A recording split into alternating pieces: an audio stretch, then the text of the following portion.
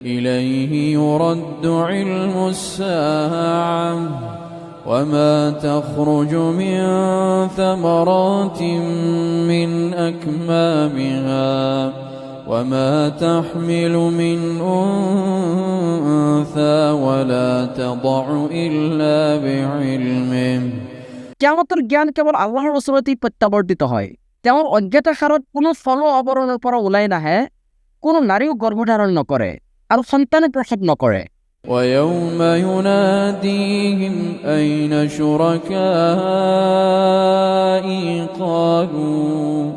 قالوا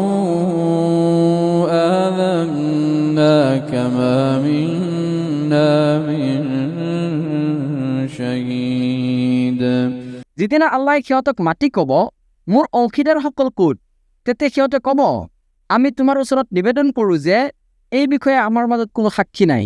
وضل عنهم ما كانوا يدعون من قبل وظنوا ما لهم من محيص ইতিপূৰ্বে সিহঁতে যিবিলাকক উপাস্য হিচাপে আহ্বান কৰিছিল, সেইবোৰ সিহঁতৰ পৰা অন্তৰ্ধান হৈ যাব। তেতিয়া সিহঁতে অৰ্থাৎ মুশ্ৰিকসকলে বিশ্বাস কৰিব যে সিহঁতৰ পলায়নৰ কোনো উপায় নাই। لا يسأم الإنسان من دعاء الخير وإن مسه الشر فيئوس قنوط মানুহে কল্যাণ প্ৰাৰ্থনাত কোনো ক্ৰান্তিবোধ নকৰে, কিন্তু যেতিয়া তাক কোনো অকল্যাণে স্পৰ্শ কৰে তেতিয়া সি সম্পূৰ্ণৰূপে হতাশ আৰু নিৰাশ হৈ পৰে। ولئن أذقناه رحمة منا من بعد ضراء مسته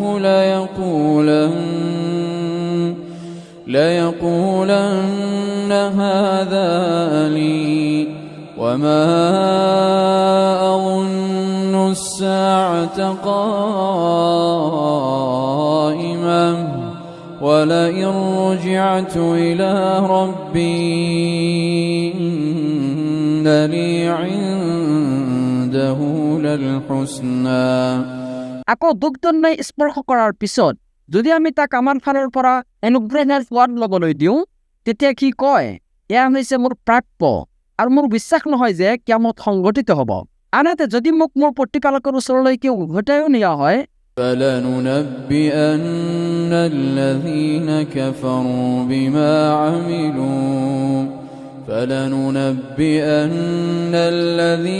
كفروا بما عملوا ولنذيقنهم من عذاب غليظ তথাপিও তেওঁৰ ওচৰত মোৰ বাবে কল্যাণেই থাকিব।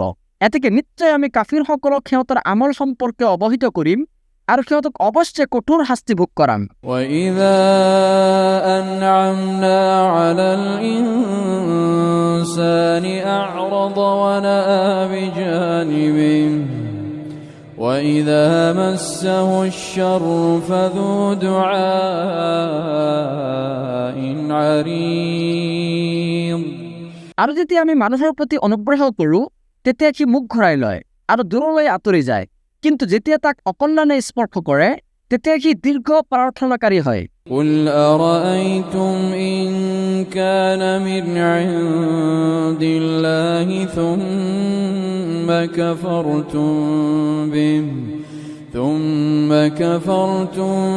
بِهِ مَنْ أَضَلُّ مِمَّنْ هُوَ فِي شِقَاقٍ ثم كفرتم به من أضل ممن هو في شقاق بعيد কোৱা, তোমালোকে কেতিয়াবা ভাবিছানে যদি এই কোৰাণখন আল্লাহৰ তৰফৰ পৰা অৱতীৰ্ণ হৈ থাকে তথাপিও তোমালোকে ইয়াক প্ৰত্যাখ্যান কৰিছা, তেনে অৱস্থাত যিজন ব্যক্তি ঘোৰ বিৰুদ্ধাচৰণত লিপ্ত হৈ আছে তাতকৈ অধিক বিভ্ৰান্ত আৰু কোন হ'ব পাৰে?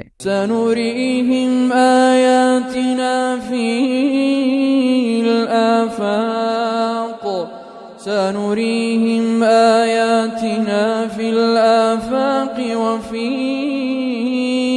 أنفسهم حتى يتبين لهم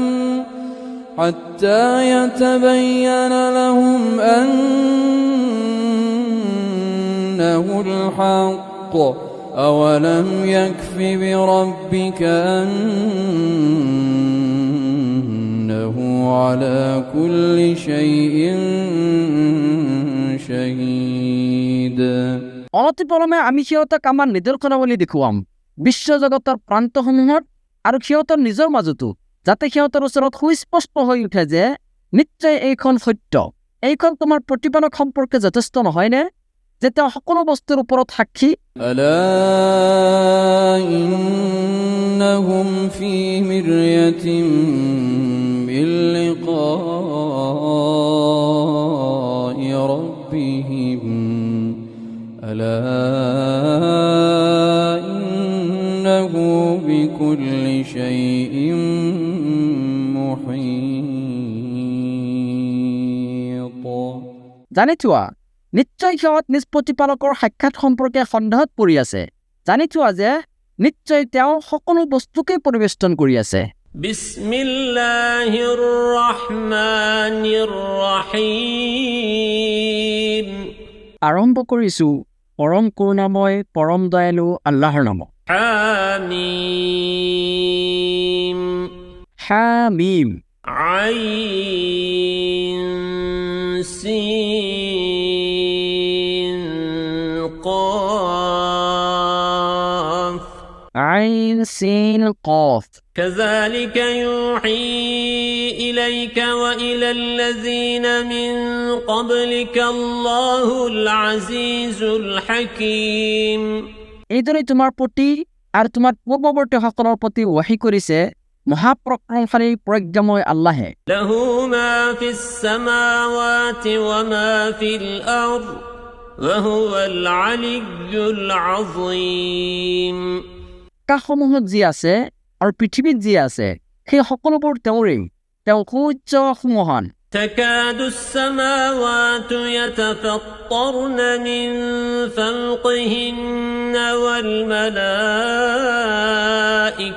يسبحون بحمد ربهم ويستغفرون لمن في الأرض ألا إن الله هو الغفور الرحيم।